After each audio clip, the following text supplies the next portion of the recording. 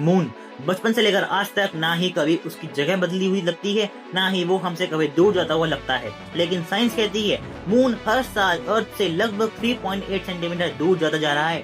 सुनने में आपको लग रहा होगा कि ये बहुत छोटा सा नंबर है, लेकिन अगर मैं कहूँ कि इसी स्पीड से अगर ये प्रोसेस 1 करोड़ साल तक चलता रहा तो मून हमसे लगभग 380 किलोमीटर दूर हो जाएगा। और अगर ये प्रोसेस 10 करोड़ साल तक चलता रहा तो ये डिस्टेंस 3800 किलोमीटर होगी। अब सबसे बड़ा सवाल, आखिर मून दूर जा क्यों रहा है?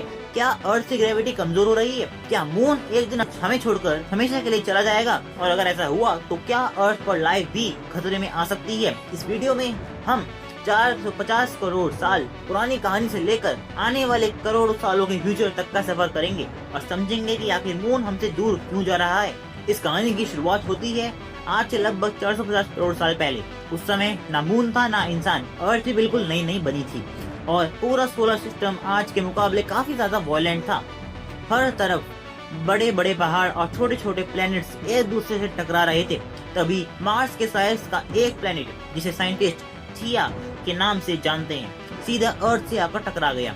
ये टकराव इतना पावरफुल था कि अर्थ का बहुत सारा हिस्सा पिघलकर स्पेस में उड़ गया। लाखों सालों तक ये गर्म पत्थर और धूल के टुकड़े अर्थ की ग्रेविटी की वजह से धीरे धीरे एक जगह इकट्ठा होने लगे और फिर जन्म हुआ मून का। यानी मून कोई अलग प्लेनेट नहीं है, बहुत हद तक ये अर्थ का ही एक टूट कर बना हुआ हिस्सा माना जाता है। इसी वजह से साइंटिस्ट मून को अर्थ का नेचुरल सैटेलाइट कहते हैं। नेचुरल सैटेलाइट मतलब बहुत सिंपल है, कोई भी नेचुरल बॉडी जो किसी प्लेनेट के अराउंड घूमती रहती है, जैसे मून अर्थ के अराउंड और अर्थ सन के अराउंड। अब यहाँ एक बहुत इंटरेस्टिंग सवाल आता है, अर्थ की ग्रेविटी जब इतनी पावरफुल है कि वो हमें जमीन से चिपका कर रखती है, तो फिर मून अर्थ पर आज तक क्यों नहीं गिरता? इसका जवाब समझने के लिए एक सिंपल एग्जांपल देखते हैं। कभी किसी ने रस्सी से पत्थर बांधकर गोल गोल ऐसे करके घुमाया है? पत्थर बार बार बाहर की तरफ ही भागना चाहता है, लेकिन रस्सी उसे अपनी तरफ खींचने की कोशिश करती है। इसी वजह से वो सीधा भागने की जगह गोल गोल घूमता है। मून के साथ भी कुछ ऐसा ही होता है, बस यहाँ रस्सी की जगह अर्थ की ग्रेविटी काम करती है और मून लगभग 3680 किलोमीटर प्रति घंटे की एवरेज स्पीड से अर्थ के अराउंड घूम रहा है। यानी एक तरफ ग्रेविटी उसे अर्थ की तरफ खींच रही है और दूसरी तरफ उसकी स्पीड उसे सीधा आगे बढ़ाना चाहती है। इन दोनों के परफेक्ट बैलेंस की वजह से मून ना अर्थ पर गिरता है और ना स्पेस में कहीं भाग जाता है। इसी प्रोसेस को कहते हैं ऑर्बिट। ऑर्बिट का मतलब वो फिक्स्ड रास्ता जिस पर कोई प्लेनेट या सैटेलाइट किसी दूसरी बॉडी के अराउंड घूमती है। जैसे अर्थ सन के ऑर्बिट में है और मून अर्थ के ऑर्बिट में है। अब तक सब कुछ नॉर्मल लग रहा था, मून अर्थ के अराउंड घूम रहा है, ग्रेविटी भी काम कर रही है, ऑर्बिट भी स्टेबल है, तो फिर मून धीरे धीरे दूर कैसे जा रहा है? और सबसे शॉकिंग बात, साइंटिस्ट को इसका एग्जैक्ट मेजरमेंट भी पता है। न 3 सेंटीमीटर न 4 सेंटीमीटर बल्कि एग्जैक्ट 3.8 सेंटीमीटर हर साल दूर जा रहा है। ये नंबर आया कहाँ से? क्या किसी साइंटिस्ट ने रूलर लेकर मून तक जाकर नाप लिया? बिल्कुल नहीं, ये तो पॉसिबल ही नहीं है। इसके पीछे छुपा है ह्यूमन हिस्ट्री का एक ऐसा मिशन जिसने सिर्फ मून पर पहला कदम ही नहीं रखा था, बल्कि आज भी हर सेकंड मून के डिस्टेंस नाप रहा है। और उस मिशन का नाम था अपोलो 11। 20 जुलाई 1969 ये वो दिन था जब पहली बार इंसान मून की सतह पर उतरा। मिशन का नाम था अपोलो 7 और एस्ट्रोनॉट कौन था?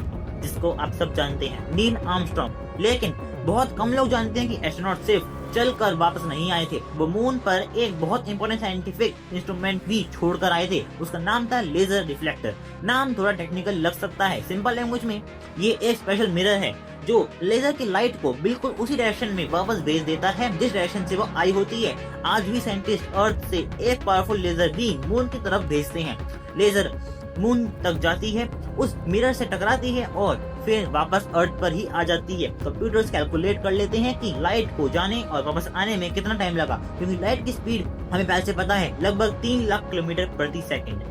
इसीलिए साइंटिस्ट मून की डिस्टेंस को सिर्फ कुछ मिलीमीटर की एक्यूरेसी से भी नाप लेते हैं। और इसी एक्सपेरिमेंट ने दुनिया को एक शॉकिंग सच बताया कि मून हर साल हमसे 3.8 सेंटीमीटर दूर जा रहा है। लेकिन अब सबसे बड़ी मिस्ट्री शुरू हो जाती है, आखिर मून को धक्का कौन दे रहा है? क्या स्पेस में कोई इनविजिबल फोर्स है या खुद अर्थ ही अनजाने में मून को अपने से दूर भेज रही है? सबसे शॉकिंग बात यह है कि मून को दूर भेजने वाली कोई और नहीं बल्कि खुद अर्थ ही है और इसके पीछे जिम्मेदार है समुद्र। अर्थ सिर्फ मून के अराउंड नहीं घूम रही है, अर्थ अपनी एक्सिस पर भी घूम रही है। एक्सिस मतलब कि एक इमेजिनरी लाइन जिसके अराउंड अर्थ रोटेट करती है।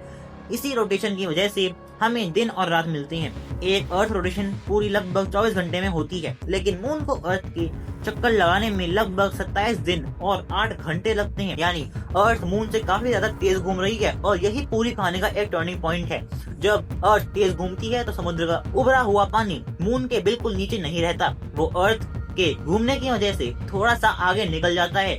अब ये उभरा हुआ पानी मून को हल्का सा अपनी तरफ खींचता है। बस यही छोटा सा खिंचाव मून को हर साल थोड़ी सी एक्स्ट्रा एनर्जी दे देता है और इसी एनर्जी की वजह से मून धीरे धीरे और ऊपर की ऑर्बिट में चला जाता है।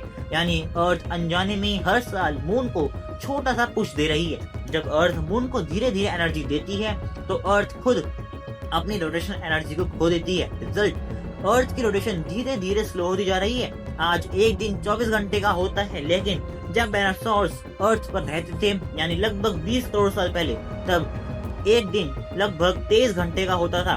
और अगर हम और भी पीछे जाएं यानी लगभग 450 करोड़ साल पहले जब अर्थ नई नई बनी थी, तब सिर्फ 4 से 5 घंटे का एक दिन माना जाता था। सोचिए अगर उस वक्त इंसान होते तो एक दिन में सिर्फ कुछ ही घंटों बाद फिर से सुबह हो जाती। और आज भी साइंटिस्ट के हिसाब से हर 100 साल में अर्थ का एक दिन लगभग 1.7 मिलीसेकंड से लंबा हो रहा है। ये इतना छोटा चेंज है कि हमें कभी फील ही नहीं होगा, लेकिन करोड़ों सालों में ये बहुत बड़ा डिफरेंस बन जाता है। अब सबसे एक्साइटिंग सवाल, क्या एक दिन मून अर्थ को हमेशा के लिए छोड़ देगा? जवाब है नहीं। कम से कम आज के साइंटिस्ट के हिसाब से ऐसा होने के चांसेस बहुत कम है। मून अर्थ की ग्रेविटी से बंधा हुआ है और उसके पास इतनी एनर्जी नहीं है कि वो अपनी ग्रेविटी से पूरी तरह बाहर निकल जाए। लेकिन इसका मतलब ये नहीं है कि कुछ भी नहीं बदलेगा। बदलेगा जरूर और काफी कुछ बदलेगा। तो जिस मून को हम रोज देखते हैं वो सिर्फ एक सुंदर चमकता हुआ गोला नहीं है, वो अर्थ का सबसे पुराना साथी है। एक ऐसा साथी जो लगभग 450 करोड़ साल पहले अर्थ के टूटे हुए टुकड़ों से बना था और आज भी हर साल सिर्फ 3.8 सेंटीमीटर ही हमसे दूर जा रहा है।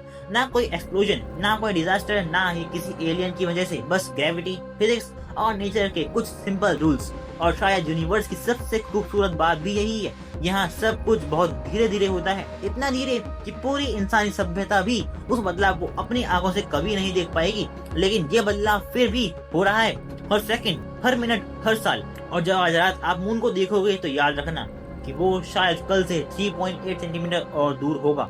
तो दोस्तों, आई होप आपको वीडियो अच्छी लगी होगी। अगर आपको वीडियो अच्छी लगी हो तो जल्दी से वीडियो को लाइक और चैनल को सब्सक्राइब कर दीजिएगा। तो मैं मिलूंगा आपसे नेक्स्ट वीडियो में। तब तक के लिए stay connected and stay informed. Thank you.